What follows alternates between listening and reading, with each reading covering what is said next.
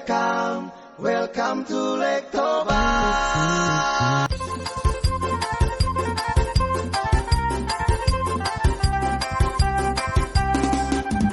Assalamualaikum warahmatullahi wabarakatuh. Waalaikumsalam warahmatullahi wabarakatuh. Nah, kita jumpa lagi sepekan dengan kawan-kawan dalam bincang kita. Medan punya cerita. Ini hari satu kawan kita absen, Baharudin. Nah, tetapi kita punya dua kawan baru yang sebenarnya kawan lama. Yaitu ada Sukirman. Nah, ini kawan dari muda, dari remaja, dan masih belum kawin. Masih bandel-bandelnya.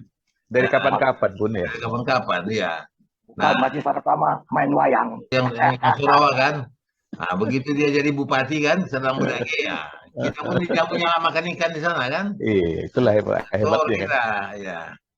Kemudian seorang lagi adalah yang paling cantik di antara kita itu adalah Ibu Hidayati. Aku kurang tahu persis Ibu Hidayati ini, tetapi tentu relevan dengan pembicaraan kita pagi ini. Ini begini ceritanya nih. Sebetulnya ini berangkat dari menjaga nama baik Sumatera Utara, Man. Kemarin aku bicara masuk Kirman. Ternyata banyak hal-hal di Sumatera Utara ini tidak dapat dituntaskan, dikerjakan oleh pemerintah provinsi atau pemerintah kota. Bukan karena kita tidak cakap, bukan karena kita tidak pintar, tetapi kita sibuk dengan urusan sakit hati, saling ribut satu sama lain. Kan sudah rahasia umum juga, ya, semua orang udah bicara. Hubungan gubernur kita di Sumatera Utara dengan wakil gubernur kurang intim, kurang baik. Nah, kalau itulah menjadi salah satu penyebab banyak proyek yang mangkrak, itu tentu harus diperbaiki, harus kita koreksi. Jangan pertengkaran pribadi merambat kepada yang kemudian kita ngobrol kemarin sama Kirman, ada hal-hal yang mengkhawatirkan. Misalnya Kirman bercerita tentang adanya geopark yang dipercaya oleh UNESCO untuk dilakukan di sekitar Danau Toba, dan kemudian itu sudah mau 4 tahun, sudah 2 tahun, sejak 20. Tentu mengkhawatirkan kalau itu tidak jadi hanya karena kita bertengkar satu sama lain. Dan itu memalukan. Memalukan nama Indonesia, nama Sumut di kancah internasional. Apalagi ini kan luar biasa. Kaldera Toba sudah jadi situs UNESCO.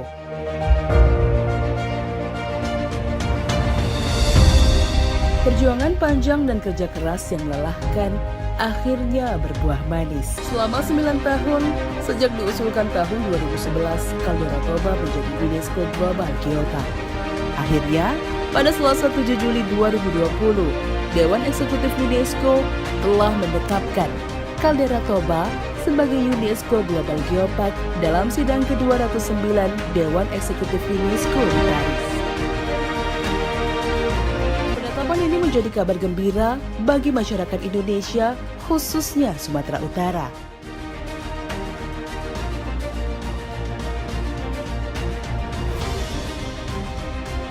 Indonesia telah berhasil meyakinkan UNESCO bahwa Kaldera Toba memiliki kaitan geologis dan warisan tradisi yang tinggi dengan masyarakat lokal, khususnya dalam hal budaya dan keanekaragaman. Aku teringat ya, bukan masalah geopark ini bukan terjadi sekarang aja. Ini geopark ini munculnya di era 80 di mana Danau Toba itu kan sangat boleh dikatakan potensial, sangat digemari oleh wisata-wisata. Tapi di era 80 dan kalau kita bicara tentang ini di era SBY, dulu ada namanya GNKT ya, di zaman SBY dulu. Ya, itu kemudian terus meningkat sampai di era Eri Nuryadi sebagai gubernur. Itu Kaldera tidak tuntas-tuntas. Sampai terakhir dipegang oleh Ibu Hidayati sebagai GM, kalau tidak salah saya di 2015 ya, kalau tidak salah atau 2018. Itu juga sampai UNESCO belum mau mengakui. Jadi masalah persoalan Kaldera dan Danau Toba ini bukan di era sekarang ini saja kegagalan itu. Malah UNESCO pernah memberikan 2 kali rekomendasi. Pertama 5 rekomendasi, kedua di 9 rekomendasi. Kan begitu. Sampai akhirnya Menteri Pariwisata sebelum Sandiaga Uno ini berangkat ke Italia jumpai UNESCO. Itu yang aku tahu. Dan malah memberikan 9 rekomendasi. Kan gitu. Tapi yang paling pasti, yang paling paham betul adalah Dr. Hidayati. Karena beliau pernah menjadi GM di sana. Sampai saat itu Ibu Hidayati meninggalkan Caldera itu belum juga terlihat ada sesuatu yang baik. Gimana Bu Hidayati? Ya, ini Bang, kita memang sangat berjuang setelah sekian lama berjuang untuk mendapatkan keanggotaan untuk Global Geopark. Jadi saya waktu 2017 diangkat menjadi GM Geopark Caldera Toba itu nyatakan bahwa Hidayati di sini bukanlah kepala dinas karena sifatnya yang independen. Itu salah satu kemenangan kita. Jadi kalau kita tidak membuat sesuatu yang independen, nah ini akan menyebabkan pertanyaan sama UNESCO bahwa kita diatur oleh hal-hal yang politis. Nah itulah sebabnya saya tidak menyinggung siapa-siapa, tapi saat ini kondisi Geopark itu tiba-tiba dijadikan ketika saya keluar dijadikan ex officio. Nah ini saya khawatir, saya tidak ada membicarakan apapun, tetapi sistem ini saya khawatirkan akan mempengaruhi validasi yang akan dilakukan di tahun 2024 nanti. Itu, Bang. Tapi begini, Dr. Hidayati saya potong dulu. Ya, sebelum Dr. Hidayati memegang sebagai GM di sana, saya mencoba untuk mengapakan apa yang dikatakan oleh Bung Hari tadi, bahwasanya ini kan terjadi ada di antara para pejabat. Sebelum itu kan masih ada juga yang miss di situ kan begitu. Pada saat itu pemahaman tentang keanggotaan UNESCO itu banyak yang belum terlalu dalam memahaminya. Ketika asesor datang, yang kita suguhkan itu adalah seremonial, penyambutan dengan tarian dan lain-lain. Nah, UNESCO tidak mengharapkan seperti itu. Bahkan mereka itu hanya melakukan penilaian standarisasi, Pak.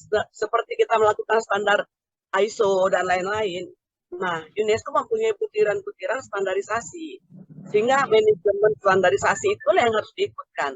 Nah, pemahaman itulah yang tidak dimiliki oleh beberapa orang karena memang tidak mengikuti kursus yang pas gitu, Mas.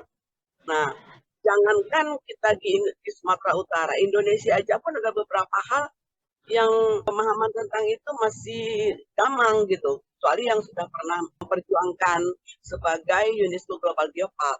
Jadi kesalahan-kesalahan itulah yang di 2017 saya melihatnya bahwa kita perlu strategi sehingga kita harus mempunyai sesuatu yang khas, yang unik sehingga kita dapat diperhitungkan secara internasional. Nah, mungkin Dr. Hidayati saya potong. Kan ada yang dibuat oleh otorita pada saat itu, kalau saya menyebutkannya otorita ya kan begitu, ataupun yayasan Geopark ini. Kan ada inspiring Geopark katanya kan, yang sampai 5 atau apa tuh inspiring Geopark itu kan begitu.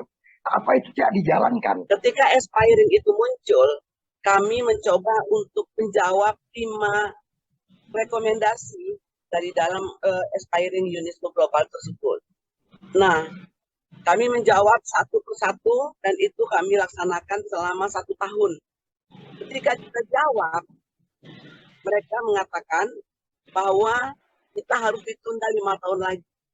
Nah, pada saat itulah saya menghubungi ke Kementerian Pariwisata dan Menkomar bahwa ini harus kita tindak lanjuti ke Paris sehingga kita harus bisa. Ternyata mereka mengatakan, oke, dalam 1 bulan kalau kalian bisa membuat master plan dan juga jawaban ada beberapa hal yang ditanyakan mereka, kalian bisa lulus dan ikut diuji gitu, Bang.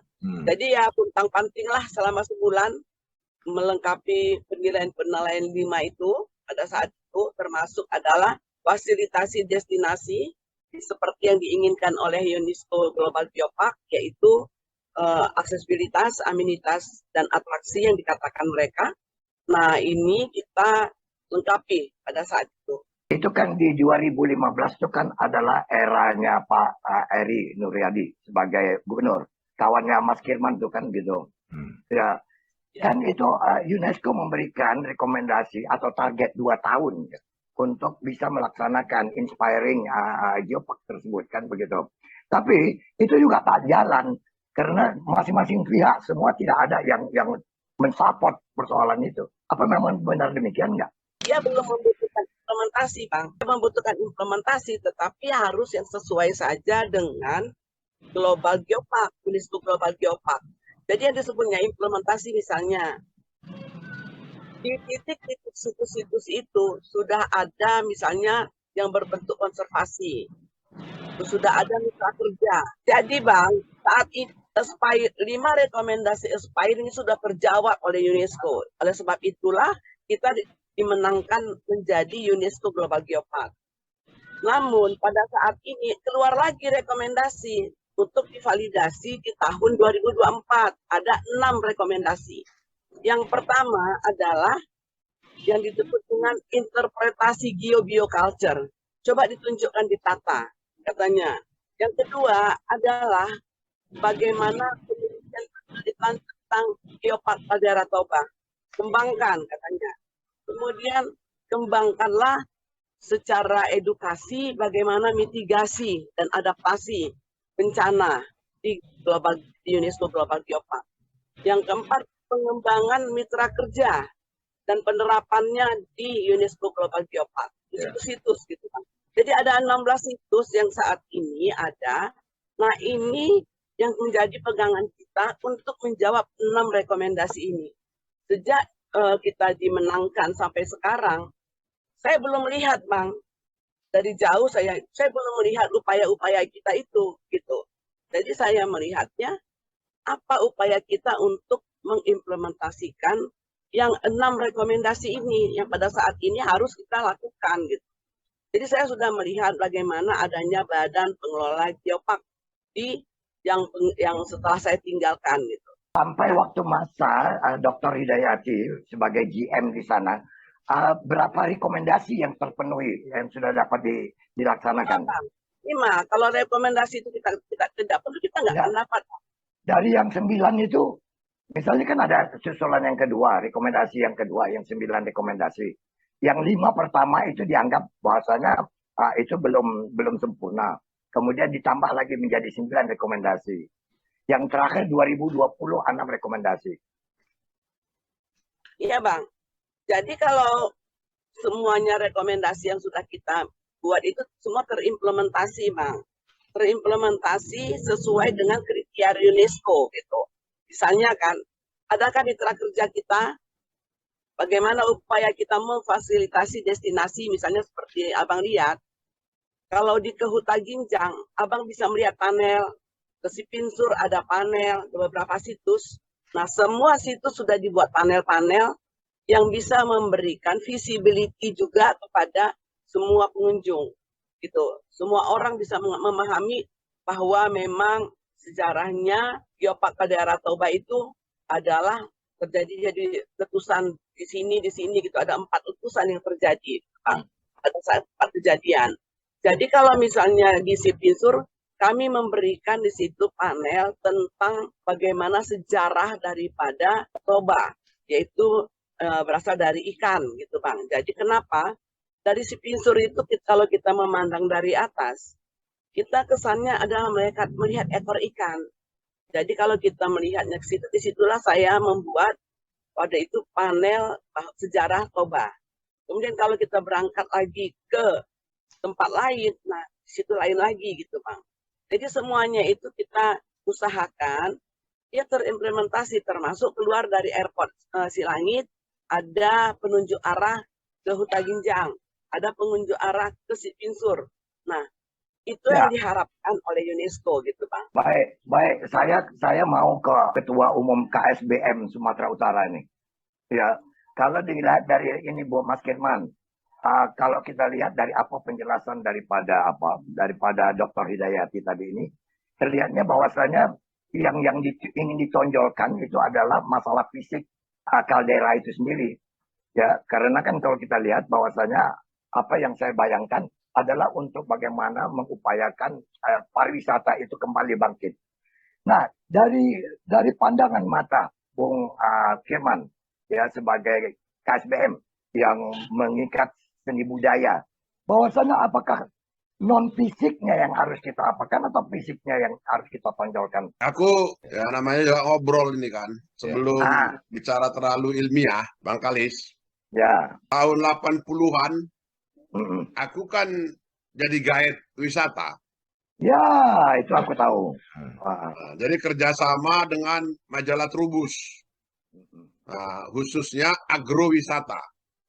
Nah, tahun 80-an, 95 ke atas, aku kombinasi agrowisata dan ekowisata. Itu kerjasama dengan internasional ekspedisi di Amerika dan Multatuli Travel di Belanda. Nah, itu hiduplah kami itu dapat dolar, dapat ini, dapat itu. Bahkan tahun 95 aku berani-beranian buka usaha travel agency namanya Bitra Eco Tour. Punya bus di Jalan Juanda, itu masih Polonia waktu itu, airportnya. Waktu itu memang masa jaya-jayanya lah kepariwisataan Indonesia, khususnya Sumatera Utara, yang kita kemas dulu dengan Sumatera Overland Tour. Jadi paketnya itu masuk dari Polonia, berakhir di Tabing, ya. Jadi di Sumatera Barat, Overland itu. Nah, sepanjang itu baru kita jual lah ini. Medan penuh dengan travel agent. Banyak sekali travel agency di Jalan Pemuda, di Jalan Kesawan, di Jalan SM Raja. Kalau Bang Kalis pasti ingat, kawan-kawan ingatlah semua, Ben Sukma waktu itu sebagai bos Asita ya. Kami sampai punya bus sudah, 2 bus kami, bus besar. Aku baru tahu bahwa sumbangan kontribusi PDRB pariwisata Sumatera Utara waktu itu 9, terhadap nasional. Ya, memang kita nggak bisa ngalahkan Bali lah. Sekarang ini kabarnya tinggal 3%. Nah, waktu itu kita nggak dengar, belum istilah ngerti geopark. Ya. Nah, tapi kemudian Dan sampai sekarang banyak juga orang nggak ngerti apa itu geopark. Sekalian Mas. ya yang dibilang Hidayati. Welcome to Lake Toba.